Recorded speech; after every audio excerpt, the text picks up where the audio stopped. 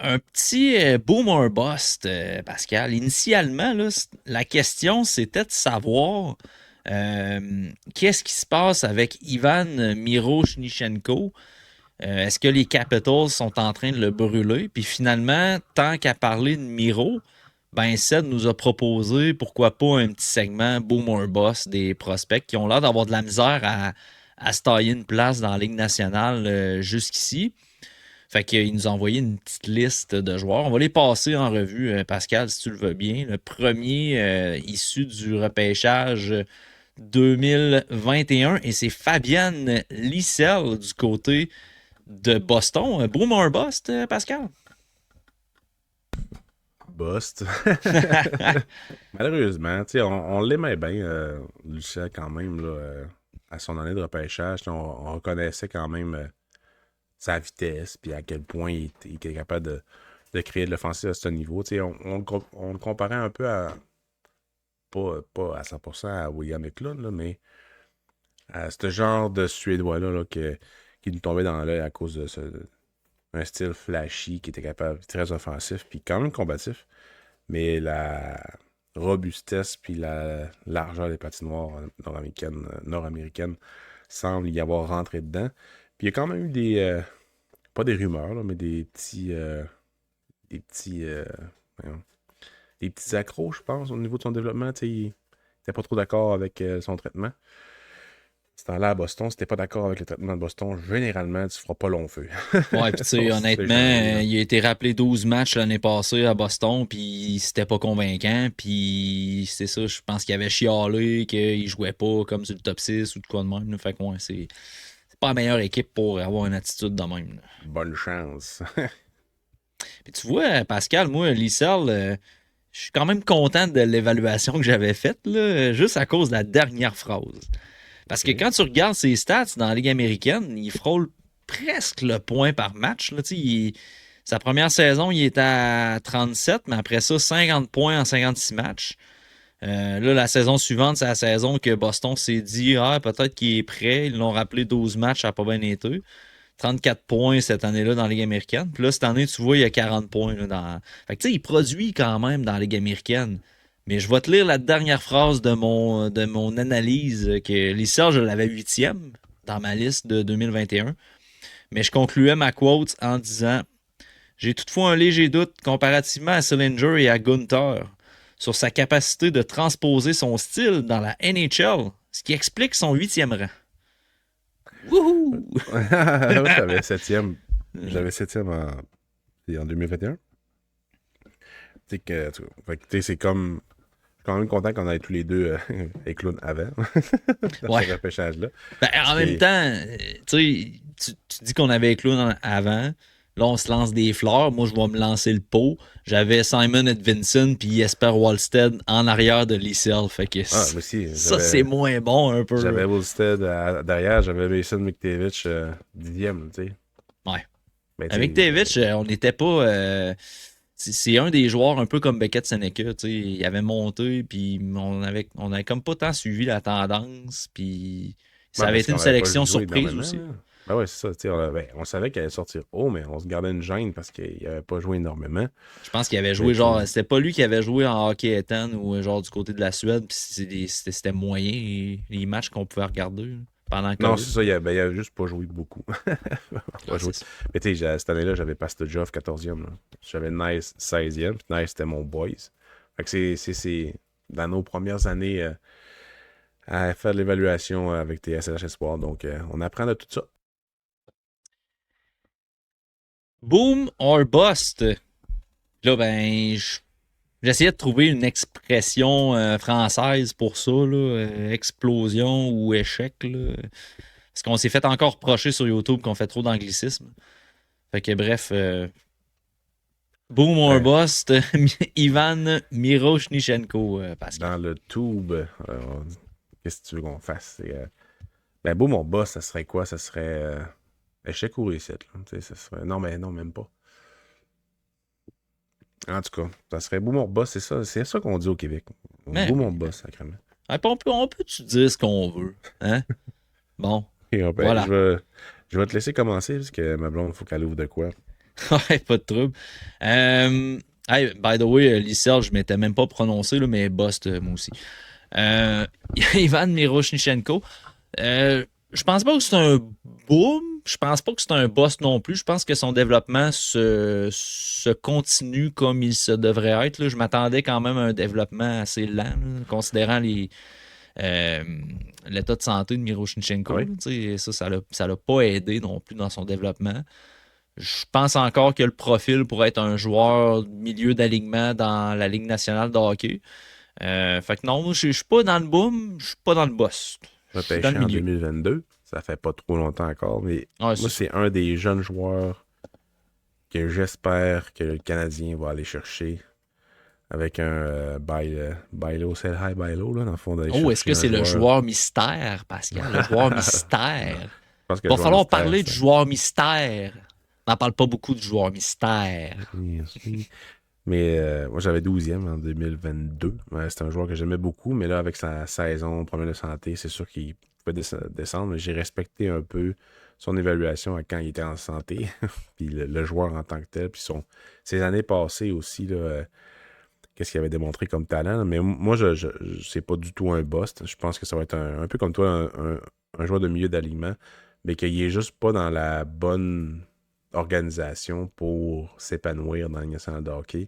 C'est une équipe qui est comme pas en construction, mais qui veut pas perdre. Donc, c'est comme le pire des scénarios. Puis, ils veulent pas échanger les espoirs pour le choix. Donc, il est comme pogné dans la Ligue américaine. T'sais, il en échange de temps en temps à Washington, mais pas beaucoup.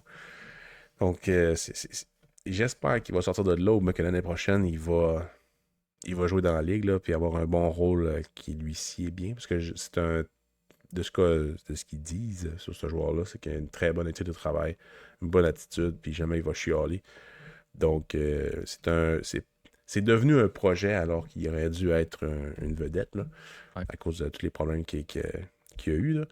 Mais je pense pas que le talent est très loin. Donc, moi, je pense pas que ça va être un bout, mais je pense que le top 9 d'une équipe de Ligue nationale de hockey est encore très, très, très probable. Moi, tu vois, Miroshnichenko, au début de l'année, je l'avais classé cinquième en décembre pour le repêchage. Moi, Puis j'avais 3. il a descendu pas mal toute la saison, par exemple. Là, ça avait été un petit peu plus difficile. Il avait fini 16e sur ma liste finale, mais tu sais, moi, ce que je mentionnais dans le guide du TSLH Espoir, c'était que je voyais ce gars-là être dans les premiers à arriver dans la Ligue nationale en raison de son style. Puis ça, je le pense encore. C'est juste que là, il y a eu des circonstances Ben oui. qui ont fait qu'il ne s'est pas rendu. Fait que c'est ça. Je suis pas dans le boss là, pour Miroshnichenko. Non, il va jouer dans la ligue. Le prochain, défenseur des Blackhawks de Chicago, un KK. Korchinski. Le Un vrai KK. KK. Un KK. Un KK, d'habitude, ça penche vers le bust. Mais là, est-ce que Kevin Korchinski, c'est un boom ou un bust, Pascal? C'est un gars qui a été solidement rushé par son équipe. Là. On va se le dire. Là. Il n'aurait jamais dû jouer aussi jeune dans la Ligue nationale de hockey. Puis ça lui a nuit, je crois, quand même royalement. C'est un très bon exemple de joueur qui a été rushé dans la Ligue puis que ça a juste vraiment mal viré pour lui. Euh, j'ai... Il penche vraiment plus vers le bust que vers le boom, si on veut. Puis, tu sais, je le voyais vraiment comme un top 4. Puis là, t'es vraiment plus vers le cinquième, gros max cinquième dans une équipe. Donc, c'est vraiment dommage parce qu'il il avait la mobilité, il avait quand même du talent avec la rondelle. Il n'était pas nécessairement mauvais défensivement. C'est un gars qui est assez soft, là. Mais il y a aucune ou presque amélioration. Donc, c'est ça. Dans certaines équipes, tu veux faire jouer tous les jeunes puis t'en foutre un peu parce que les bons vont se développer, mais il y en a certains que c'est pas comme ça que ça fonctionne. Il faut quand même que tu les entoures. Puis je pense que c'est un bon exemple. KK. J'ai l'impression qu'ils l'ont peut-être amené rapidement dans la Ouais. Ligue nationale. Ça n'a pas aidé, ça. Puis là, je me rappelle pas aussi que je l'avais, Korchinski, mais de mémoire, là, j'étais pas. Tu sais, je sais que Simon Saint-Lô l'avait beaucoup aimé, là, ce défenseur-là. Là. Seb aussi, je pense. Seb aussi, hein, mais tu sais, ça, moi, je me rappelle pas que j'étais aussi élevé que lui. Euh, Moi, je l'avais 14e, 2 rangs en dessous de Miroshnichenko, 1 rang derrière Mintyukov. OK. 1 devant Mais, Snuggerud. mais c'est ça, moi je suis pas au point de dire que c'est un boss, mais je te dirais que je suis pas dans le centre comme Miroshnichenko. Je trouve que ça penche un petit peu plus vers le boss dans le cas de Kevin Korchinski chez les Blackhawks. Puis tu sais, t'as Artem Levchunov, t'as Alex Vlasic, t'as Sam Rinzel aussi qui.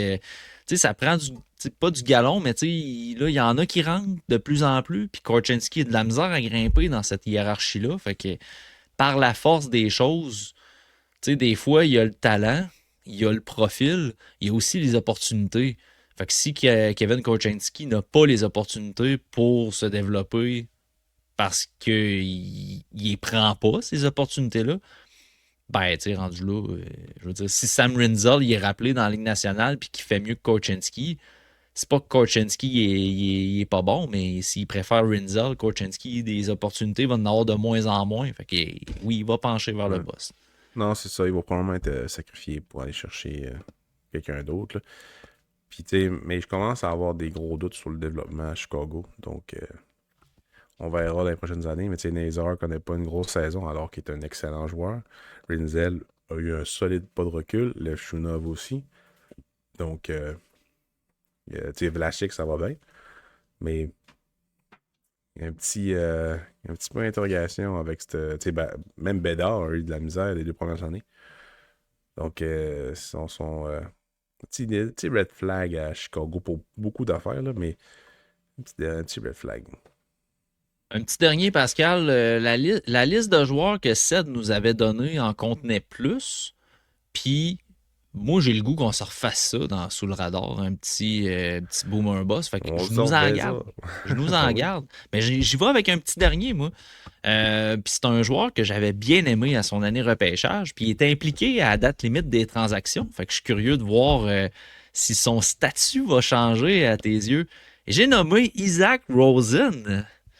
Boom or bust, moi j'irais pour un boom. Moi je m'attends à ce que Winnipeg, là, Rosen, il puisse. Il était sur le bord là, à Buffalo. Là, ça allait super bien dans la Ligue américaine. J'ai l'impression que Rosen, du côté de Winnipeg, ça pourrait cliquer. Fait que j'y vais pour le boom. Pas moi, j'y vais pour le bust. Hein? Hein? Hein, on a-tu un battle? Ding, ding, ding. Ah ouais, vas-y. Ding ding! Ah, ouais. Ah oui, c'est vrai, Ça j'ai fait des longtemps. effets sonores. Là. Oh! Non, moi, c'est jamais un gars qui était très haut voyons, ça, là, dans mes analyses, là, dans ma liste et tout. Je l'avais, je pense, en 2e ronde. Quand je l'ai eu sortir aussitôt à Buffalo, alors que le même profil que tous les joueurs qui avaient repêché dans les dernières années, j'ai trouvé ça assez particulier.